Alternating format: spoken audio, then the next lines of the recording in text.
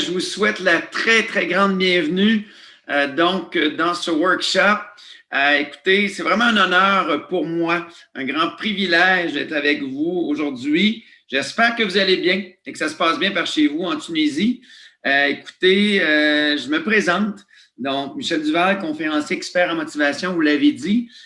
Écoutez, ça fait depuis maintenant 20 ans que je donne des formations, des conférences, du coaching privé, de groupe, et j'accompagne vraiment les organisations, les petites, moyennes et grandes entreprises à obtenir plus de rendement, d'aider les membres de leur personnel à être davantage motivés, à aller de l'avant et à atteindre de nouveaux objectifs. Donc, je suis très, très honoré d'être ici avec vous. Écoutez, mon expérience depuis donc des années comme propriétaire de 2 entreprises au Canada et aussi donc dans l'investissement auprès de petites entreprises. Et j'accompagne des organismes sans but lucratif à justement amasser des fonds pour réaliser leurs objectifs. Donc, c'est vraiment véritablement une passion depuis, comme je disais, une vingtaine d'années. Et ça me fait vraiment plaisir d'être avec vous aujourd'hui. Je ne sais pas comment vous trouvez mon accent. Est-ce que donc vous m'entendez bien, vous me comprenez bien? Alors, écoutez, on va avoir le plaisir d'être ensemble donc pour la prochaine heure. Et justement, à la toute fin, je garderai des questions là. Donc, si vous avez des questions ou des commentaires, n'hésitez pas vraiment à m'en faire part. Peut-être me dire que tout se passe bien au niveau de l'administration, peut-être un petit pouce dire que tout va bien.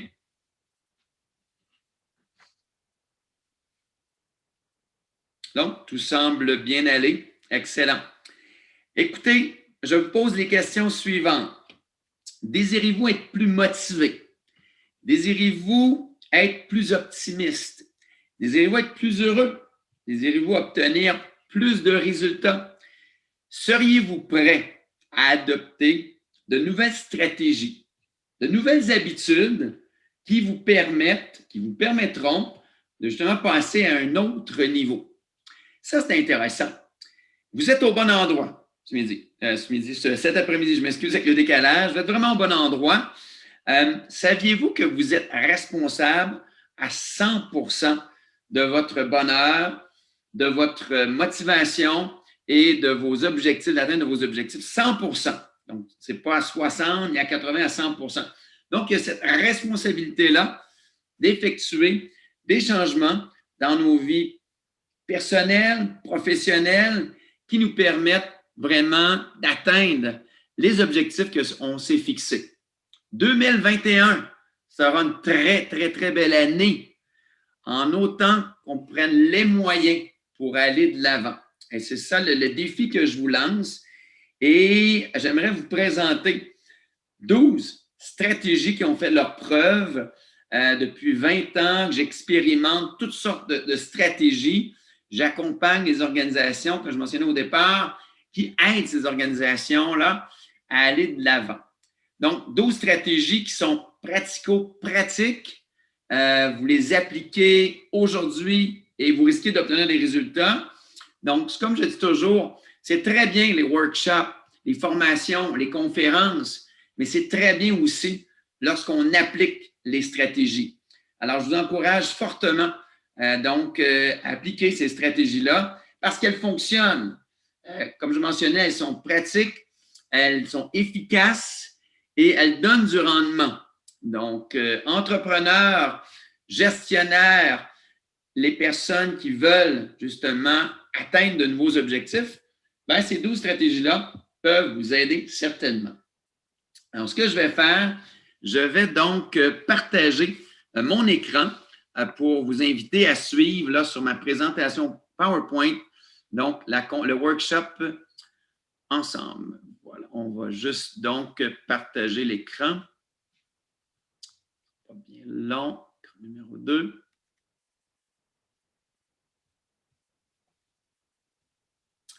Donc, je vais juste la transposer en mode diaporama.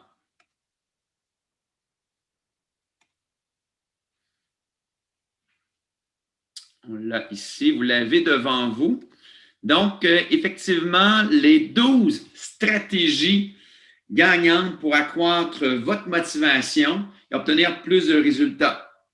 Et j'invite les gens qui veulent avoir plus d'informations à aller visiter, donc consulter mon site web www.michelduval.com. Écoutez, j'ai des clients un peu partout, que ce soit au Canada, aux États-Unis, en Europe, et j'ose l'espérer du côté de la Tunisie. Alors, si vous voulez bien, on part ensemble avec ces 12 stratégies-là. Comme je le mentionnais, des stratégies qui sont simples et efficaces, afin de surmonter positivement cette période, on va se le dire, inquiétante, stressante, mais surtout de maintenir une bonne santé, un bon équilibre de vie et d'obtenir plus de succès. Je dis toujours, oui, bien sûr, le succès, mais ce succès repose sur un investissement personnel dans des différentes sphères dans nos vies. On a besoin de ces coussins-là, que ce soit au niveau de notre sport, que ce soit au niveau de notre alimentation, que ce soit loisir, famille, engagement. Alors, c'est un équilibre qui nous permet justement d'aller de l'avant. Première grande stratégie, vous avez du pouvoir sur vous. Vous avez le pouvoir de changer. En fait, c'est le grand, véritable pouvoir que l'on possède. C'est bien beau voir les événements qui nous chamboulent, les différentes situations auxquelles, justement, on est placé, auxquelles on doit surmonter, donc des défis, des obstacles, et le pouvoir de, justement, prendre le contrôle de notre vie, dans nos actions, dans nos pensées, et les comportements et les stratégies qu'on voudra placer de l'avant pour vraiment atteindre nos objectifs. Alors, c'est ce pouvoir-là, le pouvoir de changer que parfois on peut laisser de côté ou qu'on laisse à d'autres, souvent. Alors, vraiment reprendre le contrôle. Oui, si vous regardez autour de vous, on aurait vraiment l'occasion des fois de vouloir changer son collègue, son conjoint ou sa conjointe, ou peu importe les gens autour de nous, mais la seule véritable personne qu'on peut changer, c'est vraiment nous. Alors, c'est ce pouvoir-là, justement, qu'on détient, qui nous permet donc d'aller de l'avant. Je vous pose des questions. J'adore poser des questions aux gens. La question suivante. Donc, quelle est la plus grande conquête de l'être humain? Alors, ça, c'est intéressant. Est-ce que c'est l'espace? Est-ce que c'est les territoires? Est-ce que c'est les profondeurs des océans? Non. On va découvrir que la plus grande conquête de l'être humain, c'est lui-même. Êtes-vous d'accord avec moi que par l'emploi de vieilles habitudes, des habitudes parfois qui nous empêchent, qui nous limitent d'aller là où on veut vraiment aller. Donc, effectivement, ces habitudes-là nous nuisent. Ça peut être aussi des pensées limitatives de toutes sortes. Donc, le réel grand défi, il est avec nous. Alors, vous êtes cette grande ressource-là qui vous permet justement d'aller atteindre vos objectifs. Je dis toujours que la vie est belle. La vie est extraordinaire. La vie vaut la peine d'être vécue à plein, mais à plein régime. Là.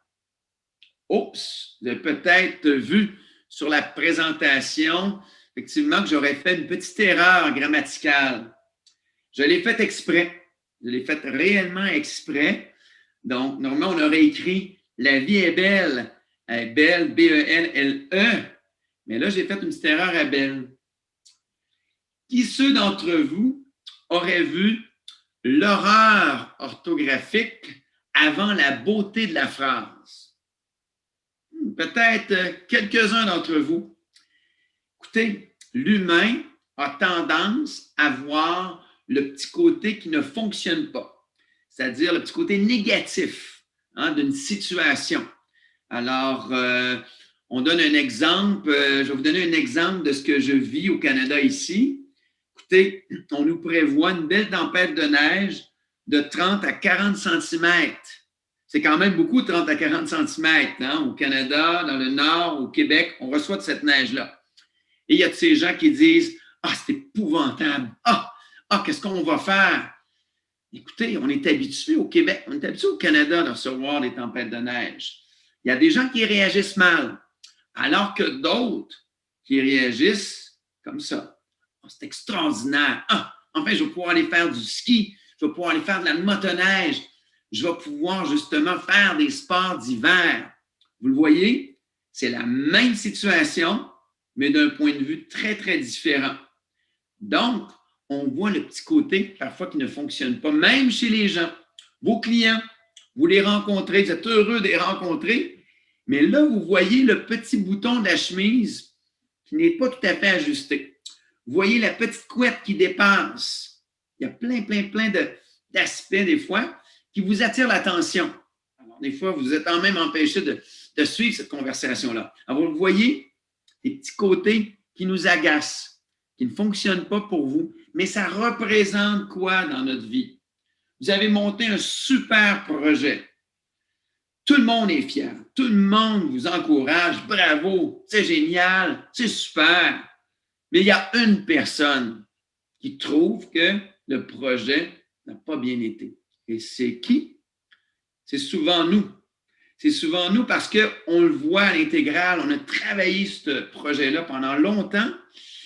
Et là, on les voit, les petites erreurs.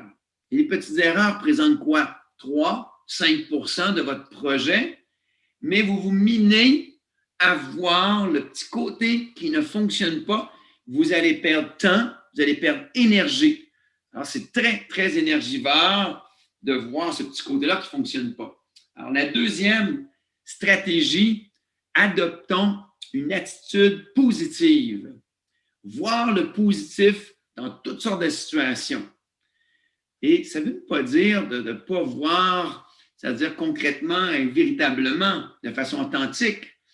Ça nous permet de voir de façon claire et fluide ce qu'on peut vivre, carrément. En fait, c'est plus de déjouer le piège de nos perceptions. Effectivement, c'est des perceptions souvent d'une situation, comme mon exemple de tempête de neige tout à l'heure. Donc, on enregistre, on visualise autrement. Je donne un exemple. Vous êtes en train de créer très, très beau projet et là il y a un moment de panique qui s'installe. Je sais, je suis entrepreneur et il y a des moments comme ça. Et quand vous installez dans cette panique-là, cette anxiété-là, eh bien là, vous mettez à penser autrement. Vous pensez à avoir des côtés négatifs de votre projet. C'est parce que souvent, on imagine le pire de la situation. J'ai toujours dit qu'on était de très grands cinéastes en s'imaginant le pire, alors que la réalité, finalement, c'est pas si pire que ça. Un exemple ici de photo. Admirez cet enfant. Regardez comment le chat est beau, comment il s'installe pour verser le pot de peinture sur la tête de l'enfant. C'est magnifique, cette photo-là. Regardez-la bien, la couleur, la peinture imprégnée sur le chandail de l'enfant. N'est-ce pas magnifique? Oui, il faut voir le beau côté des photos. Non, ce n'est pas mon enfant, ce n'est pas mon chat non plus. C'était juste pour montrer une image. Souvent, notre attention va être beaucoup plus sur « Oh, l'enfant pleure. Oh, il est tout taché. » Il y a quand même du positif à travers nos situations. En fait, le seul contrôle que vous pouvez faire face à une situation, c'est de choisir votre attitude. Peu importe ce qui se passe dans votre vie, dépendamment comment vous l'avez perçu, dépendamment comment vous l'avez vu, ça va avoir un impact dans votre vie. Tout à fait. Un peu comme cette photo en bas de l'écran, de voir son verre à moitié plein au lieu de le voir à moitié vide, nous amène souvent à changer et à avoir plus de meilleurs résultats. M. Winston Churchill avait écrit, je le cite, « Un pessimiste voit la difficulté dans chaque opportunité, un optimiste voit l'opportunité dans chaque difficulté. » Je trouve ça extraordinaire, c'est-à-dire dans toute situation que l'on va vivre, dépendamment comment on le vit, va nous aider à vraiment de voir comme une opportunité ce qui se passe présentement avec cette pandémie. Vous savez, je donnais beaucoup de conférences, je voyageais beaucoup, j'étais sur scène et tout s'est arrêté pratiquement. Et avec des collègues, on avait vérifié justement la possibilité d'offrir des conférences, donc virtuelles. Et je vous dirais, c'est ce qui nous a beaucoup aidé. Je n'irai pas à dire que je donne plus de conférences en virtuel, mais j'en donne beaucoup. Donc, c'est de prendre le virage, ce virage-là qui va vous servir dans votre entreprise pour innover, créer de nouveaux services, de nouveaux produits ou faire les affaires différemment. Un petit exercice ici rapide. Quelle attitude positive adopteriez-vous face aux situations suivantes? Et on en a toutes sortes de situations que l'on vit. Une critique négative de la part de votre ami ou de votre coéquipier. Ça peut arriver. Effectivement, comment on réagit positivement à ça? Je dis toujours, ça dépend toujours du ton employé par la personne. Et ça fait vraiment une différence.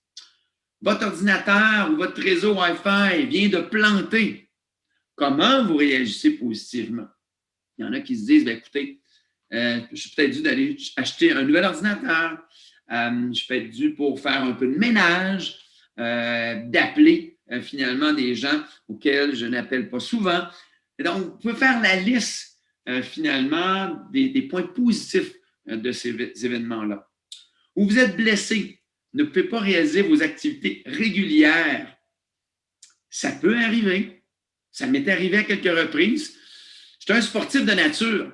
Et il m'est arrivé toutes sortes d'incidents, d'accidents. Et parfois, j'étais plusieurs mois en rétablissement.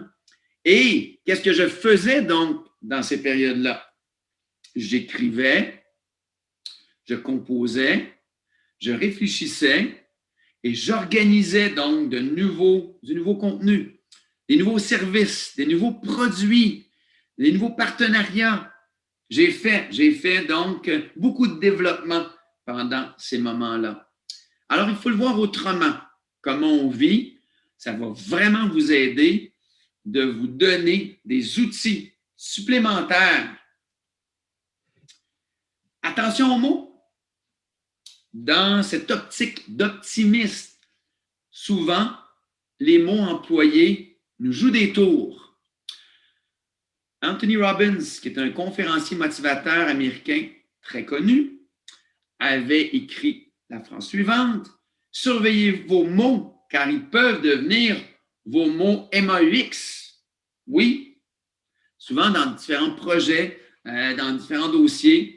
Ah, j'en ai plein mon dos de ce dossier-là. Ah, c'est épouvantable. À chaque fois, ça me met hors de moi. Ce qu'on fait lorsqu'on réagit comme ça, avec ces mots employés, c'est qu'on amène ça à notre corps. On enregistre le tout dans notre tête. Et effectivement, que ça a une influence sur le reste donc de notre corps. Donc, il faut faire très attention aux mots qui sont employés parce que, comme je disais, ça peut nous jouer des tours. Il faut aller dans la puissance des mots qui souvent vont nous amener plus d'optimisme et plus d'énergie. Des mots tels « Comment était ta journée? » Extraordinaire! Comment ça s'est passé la réunion avec ton partenaire? Super!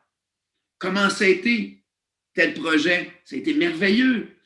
Voyez, quand vous êtes au téléphone avec des gens, il faut que ça transparaisse dans votre voix. Je suis tellement content de te parler aujourd'hui. Vraiment, tu fais mon bonheur, tu fais ma journée. Plus qu'on utilise ces mots-là, ces expressions-là, eh bien, écoutez, ça produit dans notre corps vraiment un effet bénéfique. Donc, ne pas sous-estimer les mots qu'on emploie. On fait un petit exercice ici en transformant ces phrases nuisibles en phrases énergisantes. Allons voir ça ensemble. On entend parfois des gens dire « Ah, je suis dépassé ». Comment on pourrait transformer cette expression-là? peut-être de mentionner, j'ai très, très hâte, là, je suis tellement excité, là, il y a tellement, là, ça me met au défi, là. Alors oui, il faut le voir autrement. Quelqu'un qui dit « je suis seul », bon, écoutez, vous rentrez dans un restaurant ou dans un bar et la personne que vous rencontrez dit « je suis seul ». Est-ce qu'il n'y a pas d'autres termes qu'on pourrait utiliser du type je suis disponible » ou « ça me fait plaisir de vous rencontrer ». Je suis seul. Vous comprenez l'idée? On entend souvent ça, ou même on se dit ça une fois, je suis incapable. Non, vous n'êtes pas incapable. Vous êtes à une étape où vous devez apprendre, vous devez aller chercher des outils, aller chercher donc des formations supplémentaires, comme vous le faites présentement. Et là, vous allez chercher donc un peu plus de bagages pour vous aider. Je suis nerveux. Il y a d'autres termes. Est-ce qu'on pourrait dire je suis excité? J'ai très, très hâte. Comme on mentionne, il y a un dépassé nerveux. On peut même le lier ensemble. Celle-là, on entend je suis en échec. Le mot échec, je le dis là parce que je vais bien le dire, mais n'existe plus dans mon... Il a déjà existé, mais n'existe plus dans mon vocabulaire. Et je suis dans des périodes d'apprentissage, dans les difficultés, dans les résultats que je vais obtenir. Donc, souvent, c'est des étapes pour aller à une autre étape, si on peut dire. Donc, voilà, c'est une période d'apprentissage, les échecs. J'aime bien cette citation. Dans la vie, votre attitude plus que votre aptitude détermine votre altitude.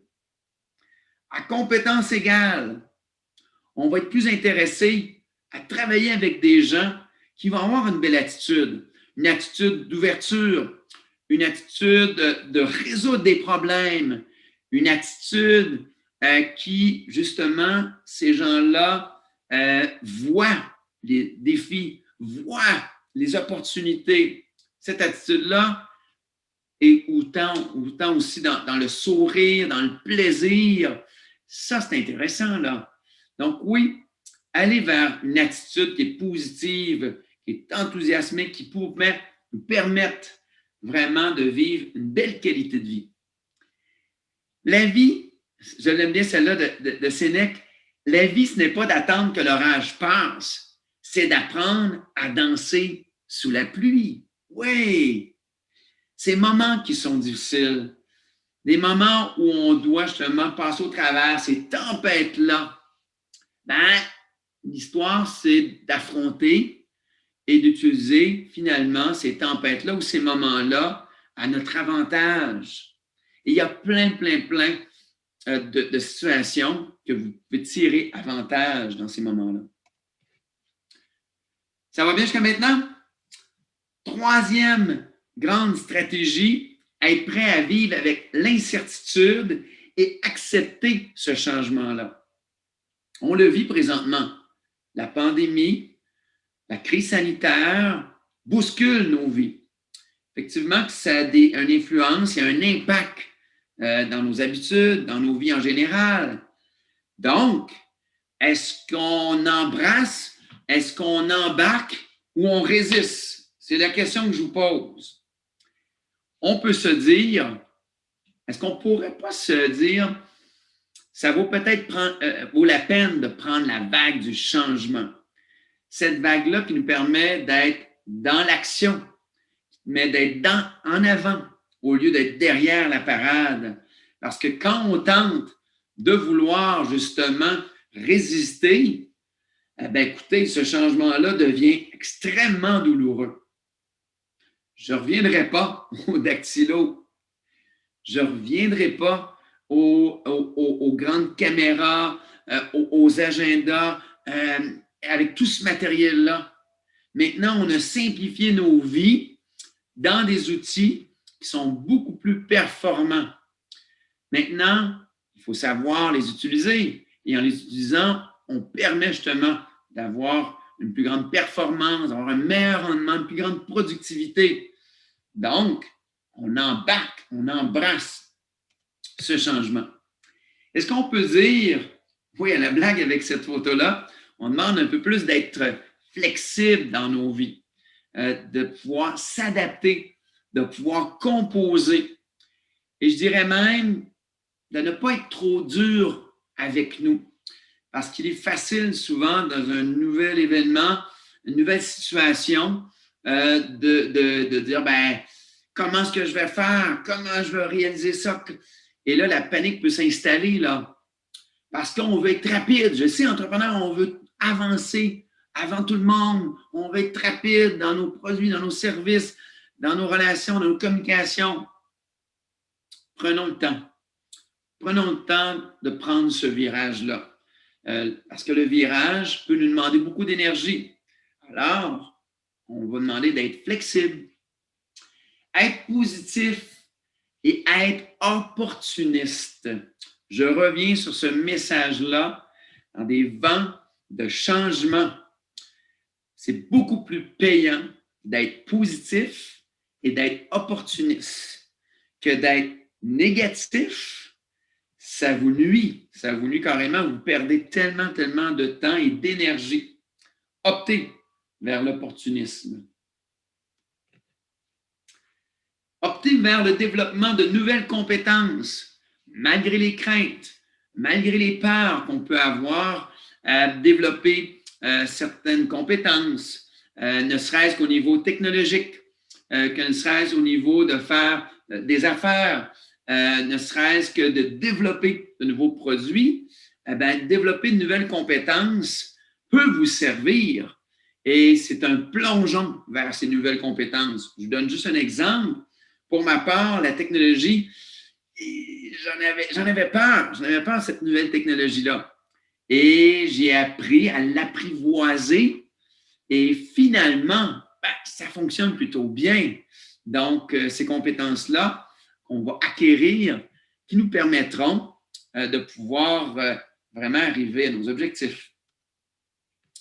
Quatrième grande stratégie, sortir de votre zone de confort. Oui, cette fameuse zone qui nous empêche, d'aller à une prochaine étape, qui nous empêche de passer à l'action. Vous savez, cette fameuse zone-là, dans lequel on est comme installé dans des pantoufles en béton qui nous empêchent de pouvoir sortir de là. Et ça nous nuit. Ça nous empêche de se réaliser. Ça nous empêche vraiment. En même temps, qu'est-ce qui nous empêche? Quels sont ces boulets? Je vous donne un petit exercice. Identifiez vos boulets qui vous empêchent de passer à l'action. Quels sont ces boulets? Est-ce que ce sont des peurs basées sur d'anciennes expériences? Je donne un autre exemple. Plus jeune, à vélo, ça allait bien. Je roulais à vélo, ça se passait plutôt bien. Au jour où, j'ai eu un accident. Et je ne suis pas remonté sur mon vélo. Alors, j'enregistrais, de par cette expérience-là, j'enregistrais comme quoi, donc, je ne pouvais plus remonter à vélo. Mais au contraire, j'avais donc cette crainte-là pour vraiment donc, me blesser à nouveau. C'était une peur, c'était une crainte basée sur d'anciennes expériences. Ça peut être aussi notre éducation. Ça peut être aussi notre environnement. Ça peut être aussi des relations qui ne sont pas claires, qui ne sont pas saines. Vous savez, ce genre de relations qui sont souvent à sens unique. Hein? C'est-à-dire que vous allez beaucoup vous engager, vous investir, et de l'autre côté, c'est toujours un peu plus difficile. Là. Et de l'autre côté, on va toujours vous demander de l'aide, constamment, mais constamment. Là. Oui. Et il y a des gens qui attirent tellement l'attention. Hein? Je dis toujours, on va arriver au printemps bientôt. Ça peut être bon de faire, on dit toujours, ça peut être bon de faire un ménage de printemps, et ça peut être bien de faire un ménage dans nos relations, souvent, que j'appelle des relations toxiques. Ça peut être au niveau de deuil également, des deuils de projets, des deuils d'objectifs. Alors, ça fait longtemps que vous traînez ça et, écoutez, vous pourriez justement dire, c'est l'occasion idéale là, de passer à l'action et de vouloir accomplir ces objectifs-là. dépendamment comment on le prend. Tout à fait. Les boulets, c'est très, très large. Mais plus on va se défaire de ces boulets, plus on va avancer. C'est un petit peu le parallèle que je vais apporter. Vous allez faire une montagne. Certains vont faire une montagne avec un petit sac à dos. Ça monte très, très rapidement et vous risquez de monter plus rapidement au sommet. Si vous traînez ce gros sac à dos-là, ça risque d'être lourd. Alors, au sommet, ça peut être difficile à atteindre. Donc, comment vous organisez votre sac à dos? Ça peut être aussi des pensées, des croyances limitatives. Vous savez, du type « Ah, j'y arriverai jamais. Ah, j'ai pas l'énergie, j'ai pas le temps, j'ai pas les ressources. » là. Et ça, on emmagasine ça souvent dans nos têtes. Effectivement. Et on parlait tout à l'heure d'expériences que l'on a vécues. Le réflexe qu'on a lorsqu'on sort de sa zone de confort, souvent, c'est « Ah, dans quoi je me suis embarqué encore une fois? » Parce que là, vous sortez véritablement de votre zone de confort. Alors, ça peut être vraiment apeurant. Donc, il y a toutes ces croyances-là qu'on a enregistrées, comme je disais, soit par nos expériences, soit par notre éducation, donc pour toutes sortes de raisons. Il faut se défaire de ces croyances-là le plus possible en allant chercher de nouvelles expériences pour aller de l'avant. Mark Twain, qui est un écrivain connu américain, avait dit « Ils ne savaient pas que c'était impossible, alors ils l'ont fait. » Ça, je trouve ça intéressant, ça. On n'a jamais passé par là, on n'a jamais fait ce projet. Pourquoi on ne le ferait pas? Ça, c'est intéressant, ça. Posez-vous la question. Ça aide souvent à aller de l'avant. C'est oser l'aventure. J'ai été formé dans mes voyages d'aventure. Très, très jeune, je partais vers l'Australie à faire du pouce, c'est-à-dire faire de l'autostop à travers l'Australie. Et alors que je ne parlais pas l'anglais, j'avais quelques dollars en poche, donc j'ai dû composer, j'ai dû parler l'anglais, j'ai dû travailler là-bas. Alors pour moi, c'est une des premières aventures. Et oser cette aventure-là, je suis allé plus loin en m'offrant des voyages d'aventure à vélo, que ce soit du côté de l'Asie. J'ai traversé la Chine et le Vietnam en vélo. Alors que les gens qui disaient, ben, ça ne se fait pas traverser la Chine et le Vietnam en vélo. C'est tellement grand. La culture, elle est différente. Et les obstacles. Oui, il faut oser se faire confiance et aller de l'avant. Le cercle positif de l'audace. Plus vous avez d'audace, plus vous allez surmonter des défis, plus vous allez acquérir de la confiance et plus vous allez obtenir de résultats. C'est une spirale positive qui va vers le haut. Ça commence souvent par sortir de sa zone de confort.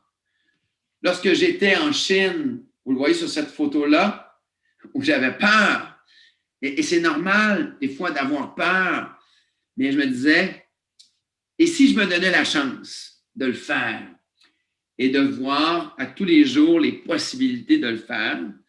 Écoutez, je ne m'entraînais vraiment pas en vélo et je m'étais donné des petits objectifs aussi.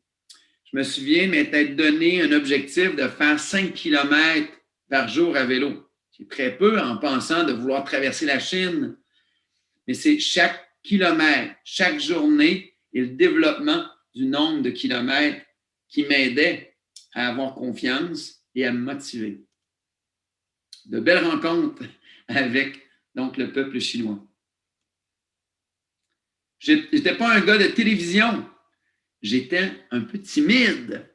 Et on m'offre d'aller sur un plateau de télévision et j'ose poser la question juste avant d'entrer sur le plateau. C'est vu par combien d'auditeurs? Ils m'ont dit 500 000 personnes. Oh, j'ai été quand même un petit peu freiné. Mais je dis, tu dois y aller, tu dois affronter. Peu importe ce qui arrive, ça sera donc un apprentissage. Et ça a été une des plus belles expériences que j'ai vécues avec des gens du théâtre, du cinéma, et j'ai fait de très, très belles rencontres. Surtout, je me suis dit, ne pas vivre avec les regrets de ne pas l'avoir fait. C'est ça, cette pression-là, qui peut être très, très, très lourde. Je suis un gars qui a peur des hauteurs. On est dans un pays, on fait de la tyrolienne. Les enfants me lancent le défi. Écoutez, là, j'ai dû composer avec mes peurs de hauteur sur plusieurs kilomètres dans les vallées.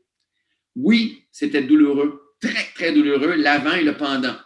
Et après, déjà là, j'avais plus de confiance pour pouvoir en faire d'autres. Ouais. Êtes-vous parfois stressé ou épuisé? Ça arrive-tu dans vos vies, là?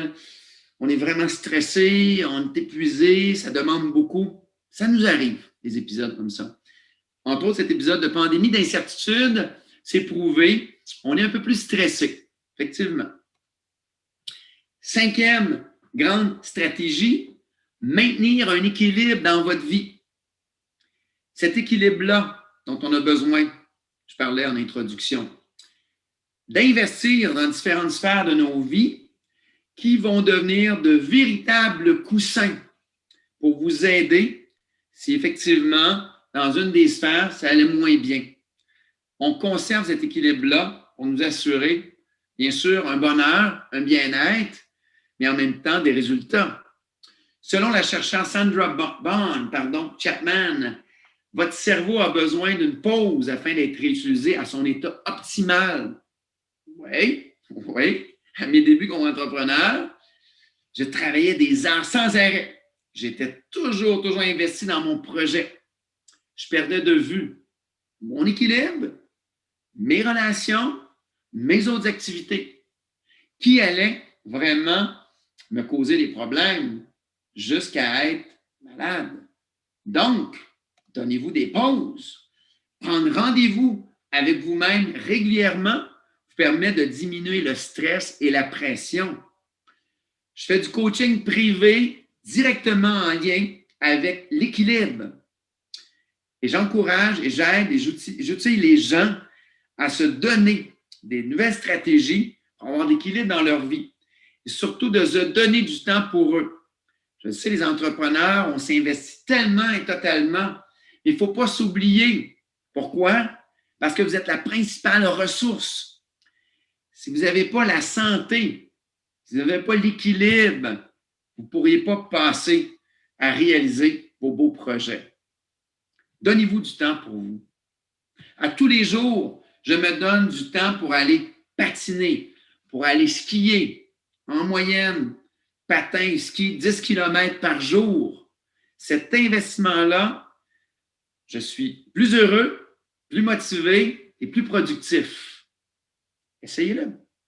En fait, c'est prendre soin de vous, votre santé, vos passions, vos rêves, de les nourrir quotidiennement.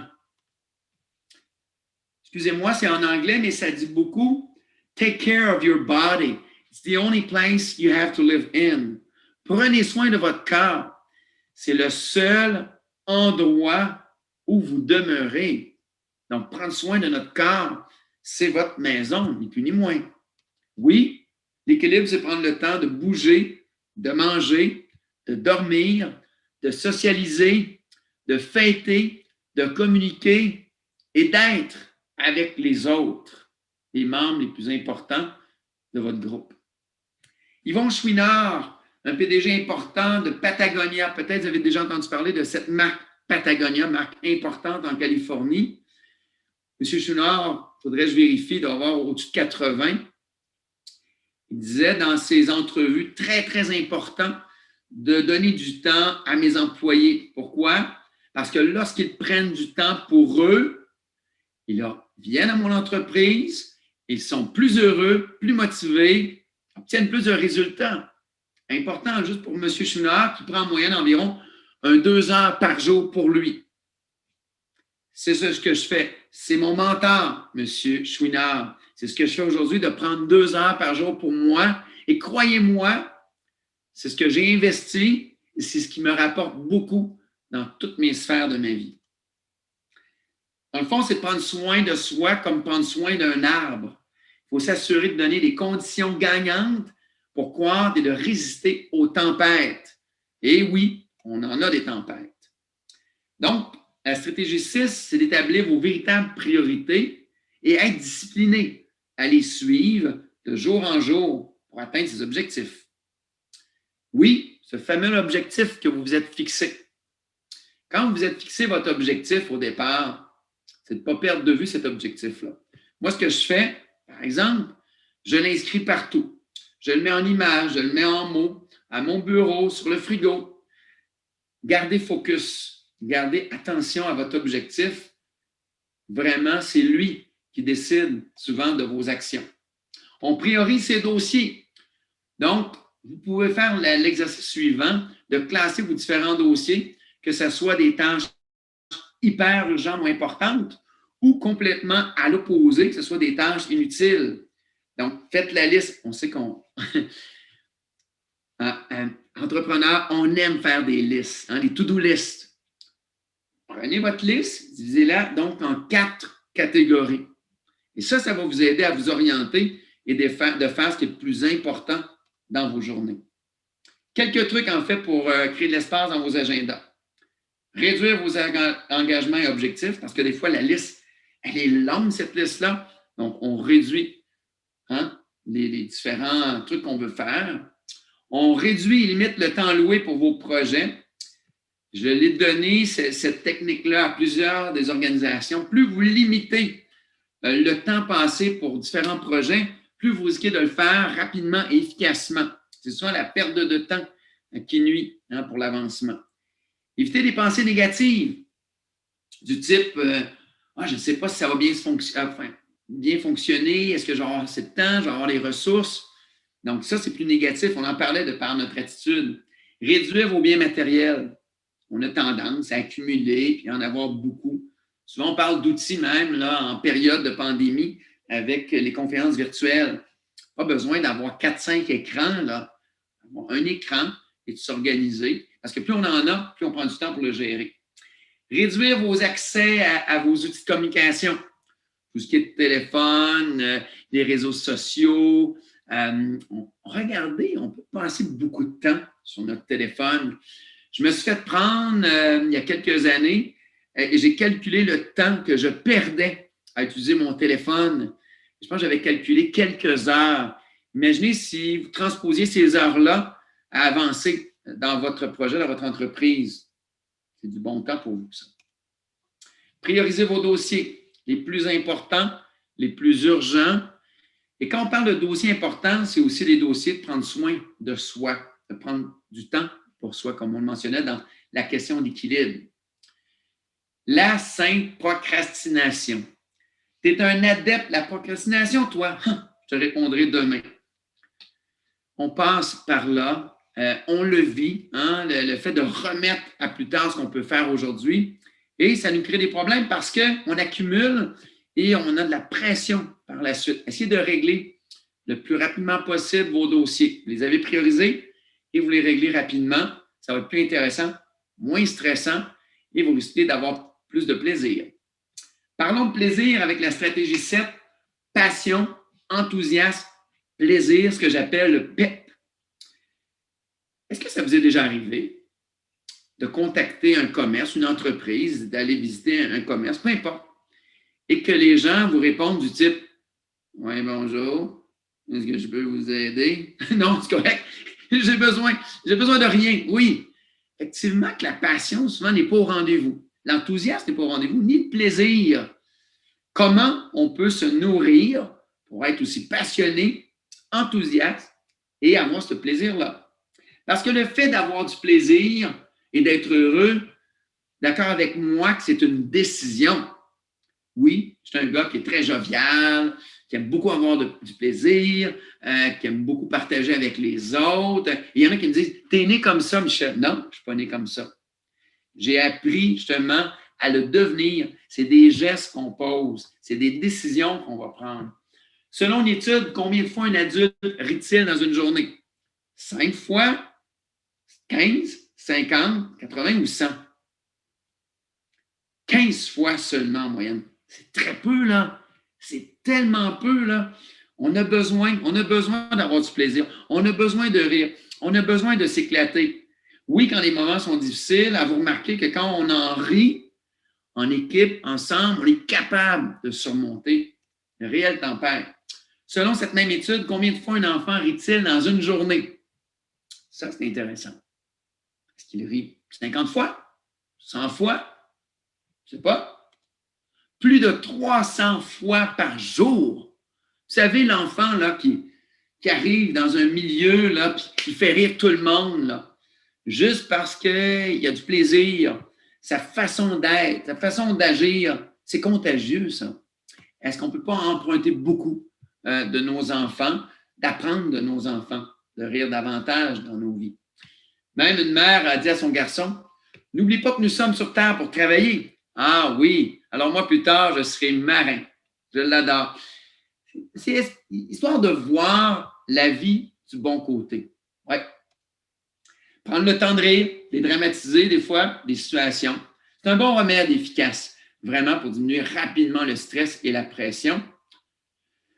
Je l'ai fait plusieurs fois. J'ai vécu toutes sortes de situations hyper stressantes, que ce soit au niveau de la famille, que ce soit au niveau dans ma carrière.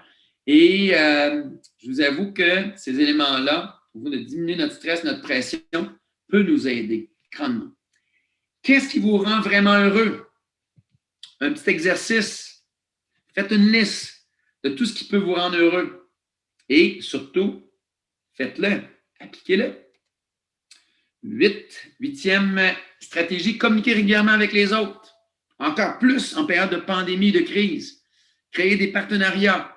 Votre famille, les gens autour de vous. Créer cette dynamique-là qui vous amène justement à être plus motivé et à obtenir du succès. Des petites actions qui font une grande différence dans nos relations. J'ai toujours dit, moi, que la qualité de vie, ça équivaut à la qualité de nos relations. Donc, quels sont les gestes que l'on pose autour de nous? Que ce soit accueillir les gens, que ce soit sourire aux gens, que ce soit de dire bonjour, que ce soit de prendre le temps de les écouter, que ce soit aussi le temps de pouvoir les aider. C'est surtout aussi d'être présent pour l'autre.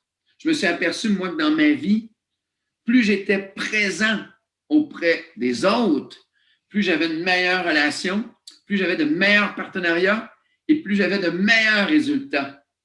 Et c'est fascinant. Maya Angelou avait dit, écrivaine, icône, militante pour les droits des Afro-Américains, avait dit ceci, « J'ai appris que les gens vont oublier ce que tu as dit, que les gens vont oublier ce que tu as fait, mais les gens n'oublieront jamais comment ils se sont sentis avec toi. » Je trouve ça très puissant comme citation. Merci beaucoup de ce rappel, Mme Angelou. J'avais écrit il y a quelques années, une bonne relation, c'est quand quelqu'un accepte votre passé, vous soutient dans le présent et vous motive pour le futur. On parlait de relations toxiques tout à l'heure. Collez-vous envers les gens qui vous accompagnent, qui vous encouragent, qui vous supportent. Et ce sont des bonnes personnes qui pourront vous aider dans vos projets personnels et professionnels. 9e stratégie, aider les autres, donner, contribuer collectivement. C'est incroyable ce que ça apporte d'aider les autres. Je vous parlais en introduction que j'aide plusieurs organismes, que ce soit communautaire, que ce soit au niveau de l'école, d'éducation, et j'investis beaucoup, on amasse beaucoup d'argent pour aider les gens. Et ça nous amène carrément souvent à sortir une expression, à sortir de son nombril, c'est-à-dire de se voir, à investir, à s'engager auprès des autres. Et ça nous fait du bien, ça fait du bien collectivement. C'est un peu l'idée de créer des wow autour de nous. Sans que les gens n'aient d'attente, vous les surprenez. C'est-à-dire, vous leur offrez des services, vous les aidez gratuitement, vous les aidez, vous collaborez avec leurs projets et ces gens-là vont vous le redonner au centuple. C'est incroyable, je l'ai vu vraiment souvent. Et je dis ici, moins de promesses, plus de gestes. Une expression canadienne, québécoise qui dit « Il faut que les bottines puissent suivre les babines ». C'est-à-dire, souvent, on va parler beaucoup. « Ah, je vais faire ci, je vais faire ça, on devrait faire ci, on devrait faire ça ». Mais il faut que les gestes aussi viennent avec. Alors, cette idée-là d'offrir des gestes concrets envers vraiment ce que vous voulez. Yvon Deschamps, un artiste québécois, canadien, qui s'est investi beaucoup dans la communauté. Et pour lui, c'était important, non seulement d'aider les gens, mais pour lui, ça apportait tellement, et il le dit souvent, ça lui assurait un équilibre dans sa vie. Ça lui assurait aussi pour lui un bonheur extraordinaire et d'être la personne qu'il est aujourd'hui. Et à 80 quelques années, il aide encore beaucoup les gens autour de lui. C'est de respecter ses engagements. Un engagement que vous êtes donné pour le développement de votre entreprise, un engagement que vous êtes donné avec des partenaires, des gens de votre équipe. Et ça, c'est vu comme une promesse. Un peu comme on ferait une promesse à un enfant. Hein? Alors, vous êtes mieux de tenir votre promesse parce que les enfants s'en souviennent longtemps. Ils vont vous le rappeler. Alors, cet engagement-là qui va créer justement ce mouvement-là, cette synergie-là, que ce soit un engagement personnel, soit un engagement familial, un engagement scolaire, un engagement social. Vous devenez un leader, vous devenez un modèle et les gens vont se coller à vous, ils vont vouloir participer et contribuer à l'essor de votre projet dans vos réalisations. Stratégie numéro 11, demander de l'aide. Oui, il faut mettre parfois son ego de côté. Vous savez, du type, ah, je suis capable, je vais y arriver, je n'ai pas besoin des autres. On a tous besoin des autres. Pourquoi? Parce qu'on n'a pas les mêmes compétences. Et si on veut développer notre entreprise, on a besoin d'aller chercher de l'expertise autre que la nôtre. Je le fais beaucoup avec la technologie. Je le fais avec mes affaires en général. Donc, c'est important. On ne peut pas faire ça tout seul. Oui, tout seul, on peut aller rapidement, mais avec les autres, on va beaucoup plus loin. Et dans cette optique-là, de ne jamais, jamais abandonner. Ça a été parfois difficile dans ma carrière de conférencier. Vous savez, vous donnez une conférence et vous recevez de très mauvais commentaires et les gens qui... on les sent, là, qui n'ont pas apprécié la conférence. Ils sont plusieurs. Ça m'est arrivé à quelques reprises. Et ça m'a fouetté. Et donc, j'avais le goût d'abandonner. Mais non, j'ai tenu coup. Je tenais à mon objectif d'aider les autres. Et je suis allé chercher de l'aide. Rapidement, j'ai levé le drapeau. Je suis allé voir des gens qui étaient très, très bons dans leur domaine, des conférenciers, des motivateurs, qui m'ont non seulement aidé, ont été tellement généreux, m'ont aidé à passer à travers ces épreuves-là, et même encore plus. Alors, effectivement, que je ne serais pas devant vous aujourd'hui si j'avais abandonné. Accepter de demander de l'aide aux autres, c'est toujours gagnant. Les gens vont le voir vraiment comme une preuve d'honnêteté beaucoup envers vous-même et les gens sont toujours prêts à aider. Et il y a un mentor pour moi très important, Nick Vujicic, qui est né sans bras, sans jambes, a toujours été une très grande source d'inspiration pour moi, malgré ses limitations physiques. Il n'avait aucune limitation au niveau de ses pensées et de ses croyances. Jamais l'avoir empêché de faire tout ce qui se fait aujourd'hui. Vous irez voir ses vidéos. Écoutez, il va jouer de la musique, il va faire toutes sortes d'activités sportives, et il a une famille, et il embrasse la vie, et il trouve les moyens pour surmonter les tempêtes. Merci beaucoup, M. Vujicic. Comme je mentionnais, j'aide aussi beaucoup les jeunes à passer à travers des moments difficiles. Je les amène à relever des défis auxquels ils ne se imaginaient jamais faire. mais ce que je veux surtout aider les jeunes et les gens en général, c'est leur donner la confiance en eux.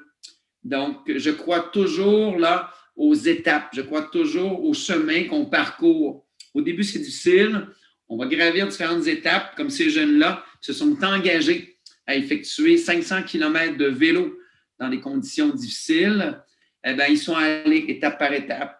Ça a été très difficile. Ils voulaient abandonner à l'occasion, mais n'ont jamais lâché malgré leurs obstacles. Et de se rendre justement au bout de ces 500 km-là, la fierté, la satisfaction. Et surtout, je leur disais aux jeunes, regardez ce que vous venez de faire. Tout ce que vous venez de faire, là, transférez-le dans d'autres projets dans votre vie et ça vous donne du carburant pour justement avancer dans tous vos autres projets. Personnellement, mes aventures, je vous parle de mes aventures à vélo en Asie, mais j'ai effectué aussi beaucoup d'aventures à vélo avec ma famille, mes 4 enfants à travers l'Europe. Alors, c'est quelque chose que j'ai toujours voulu carburer, donc aller au-delà et de me fixer donc de nouveaux défis, comme ici, traverser des régions à pied pour parcourir plusieurs kilomètres pour ramasser des sous aux gens qui sont affectés par le cancer. Alors, ramasser des sous pour les aider leur famille et même dans les difficultés, toujours penser aux gens que j'étais pour aider. Et pour moi, ça a toujours été très important de pouvoir me rendre jusqu'au bout et de voir comment les gens appréciaient et comment les gens aussi, ça les inspirait à aller de l'avant dans leur projet. Donc, comme je vous dis, je n'étais pas si sportif, je ne faisais pas tant de vélo que ça, mais j'ai appris. J'ai appris donc à pouvoir me lancer de nouveaux défis. Dernière stratégie, il faut prendre le temps de s'arrêter, prendre le temps de réévaluer vos priorités, vos objectifs pour reviser vos stratégies. Prenez ce temps-là, écrivez-le et puis voyez justement les changements que vous pouvez apporter certainement donc dans vos vies et surtout de créer ces changements-là, d'apporter ces modifications parce que les plans changent et il faut donc, comme on disait, de s'adapter et de composer avec donc les situations. Voilà qui résumait mes 12 stratégies donc gagnantes pour accroître votre motivation en espérant que vous ayez apprécié. Vous savez que je donne des services donc pour toutes sortes d'entreprises, petites, moyennes et grandes, aussi pour le grand public, donc différents services tels des conférences, des ateliers. Je donne beaucoup de coaching et différentes ressources en motivation. Écoutez, je vous invite à venir visiter mon site web, www.michelduval.com et ma page Facebook, donc facebook.com, Michel Duval, conférencier. Vraiment un plaisir d'avoir de vos nouvelles. Écoutez, je sens votre énergie, même à des milliers de kilomètres de distance. Puis j'aimerais prendre le temps de vous remercier d'avoir participé, oui, à mon workshop, mais avoir participé à l'événement, cet événement si bien organisé et prendre le temps vraiment de voir ce qui se fait et d'appliquer ce que les gens vont vous partager. Je trouve ça très, très important. Et pour vous remercier, j'aimerais vous remettre des petits cadeaux. Alors, des invitations pour des événements et aussi tous ceux qui prendront l'occasion de m'écrire sur ma page Facebook pour me témoigner leur appréciation de mes conférences, de mon workshop, ou que ce soit du côté de mon live. Alors, écoutez, prenez le temps de m'écrire. Tous ceux qui vont avoir écrit, je fais un tirage de plusieurs séances de coaching gratuites d'1 heure avec vous. Je suis avec vous pendant 1 heure. Alors, je fais tirer parmi tous ceux qui vont m'écrire. Alors, on garde contact. Si vous avez besoin d'un coup de main, bien, écoutez, je suis là. Donc, merci infiniment. Alors, ça a été vraiment un véritable plaisir. J'espère que mon accent a été correct. J'espère que vous avez donc apprécié. Je vous salue directement donc du Canada. Alors, une petite photo ici là, de nos paysages tout près de chez moi. avec la nature, avec le ski, avec la neige dont je parlais au départ. Donc, écoutez, de belles salutations et j'aimerais vous dire bon succès, surtout dans vos projets. Je trouve ça bien important. La chance, oui, mais surtout le succès en 2021. Merci et au plaisir.